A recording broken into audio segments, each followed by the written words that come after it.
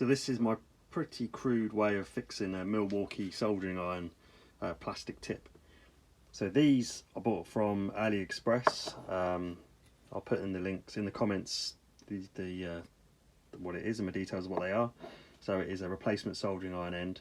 I was hoping that the thread down here would be the same size as the thread in this old shoulder from the melted Milwaukee soldering iron.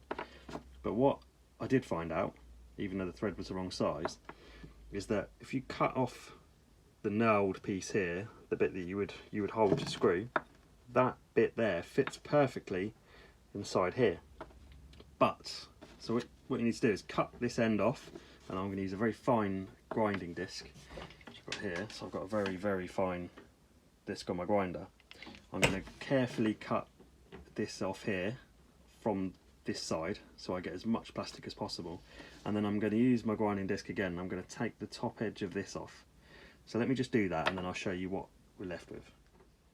Okay, so once you've made the end of this flush, you end up with the recess where the original metal of the soldering iron shroud would have been in there, and then you end up with this bit on the bottom of the new one, and then they actually fit together, you know, not snugly, but that will go inside there with a bit of force.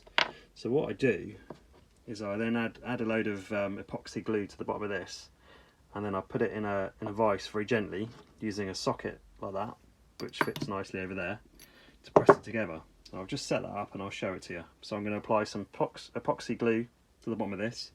I'm going to push that in there and then I'm going to put it in a vise. So there we go. That's it, pressed together, and I haven't put too much force, just enough to really sort of drive it in enough for the glue to set, and I've had to make sure it's straight, but we'll let that set and then I'll show you the finished result. And here's the finished iron. So this is one that's had a new element and a new end. So I need to test how durable this is, but so far so good.